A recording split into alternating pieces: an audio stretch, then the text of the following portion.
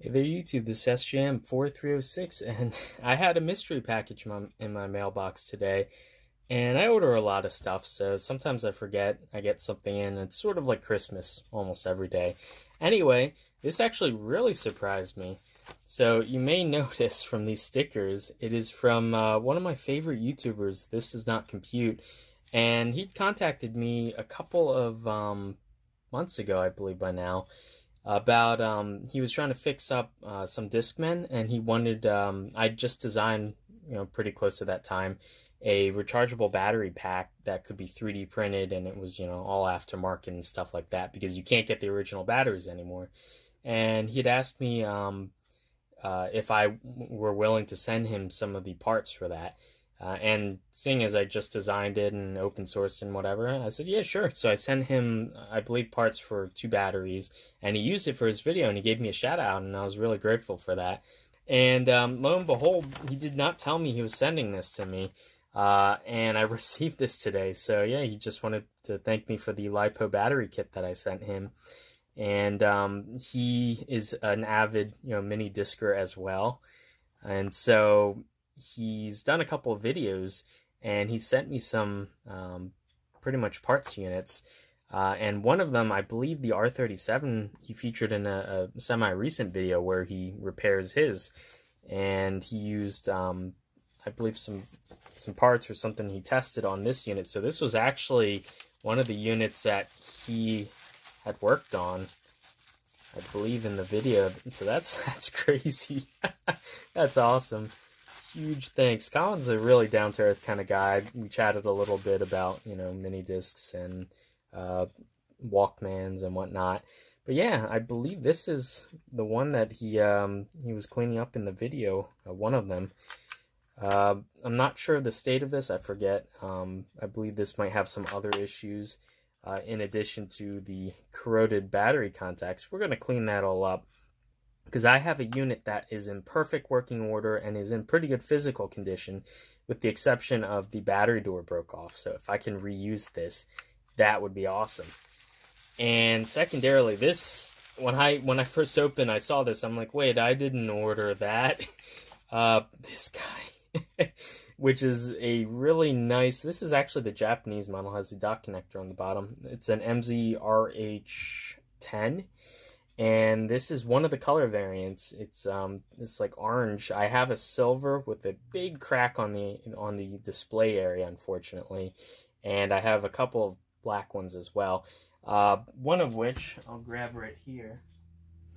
Yeah, this one was my best condition one that was fully working. I pulled this out of a drawer a couple weeks ago, and I tested it, and the screen is almost completely dead now. So I'm really super bummed on that. These screens, they just die. They're early generation OLED screens. They look beautiful and bright when they're brand new, but they start to fade whether you use it or not, basically. And this one has died. It used to be bright. I featured this in the past video where I actually swapped this screen out for another one that was working. Because this unit originally had a dead screen, and I made a video on it, and it worked pretty well for a couple years after that. And then recently just found that you can see it in pitch darkness, but that's it. I mean, I can show it to you right now. Maybe if I were to shut off everything, you might be able to see. Nah, you can't even see. It has to literally be in pitch darkness, and even my eyes have trouble focusing on it. But anyway, this screen is dead, and he noted that this player won't turn on, but he's hoping that the screen itself will come on. And that would be awesome, because these screens are pretty much unobtainium by now. So let's just see. This obviously has a battery in it.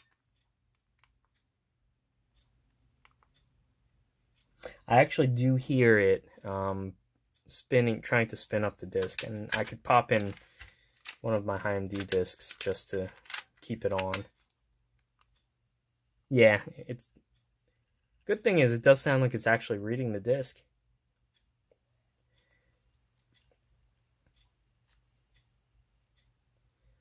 So yeah, it definitely does sound like it is playing, but yeah, this screen probably has the same problem. It's probably dead. I will actually take this apart and see, just swapping them out. Maybe there's something else wrong with the main board that's preventing the screen from working. But it very likely has the same problem. But still, nonetheless, these units are getting rare, and I actually have a couple other, if the read-write head is good on this and the laser, I have a couple other ones of these with dead screens that have laser problems and write problems, so I can at least get another one up and running as just a burner for a PC burner. But yeah, thanks to Colin at This Does Not Compute for sending these. I totally did not expect that, and that's such a nice thing to do. He really didn't owe me anything. I love his channel, and when he contacted me, and yeah, this was just his way of thanking me. That's so cool. Anyway, probably gonna make a separate video where I actually take these apart and check them out and swap the battery contact over for my good R37. And we'll take a look at the inside of this unit and see if there's anything we can do to get the display working. But like I said, pretty small chance with these early OLED displays. So anyway, huge thanks to Colin for sending this in, and I look forward to, if he ever needs anything in the future, just let me know. And I will see you guys in the next one. Bye.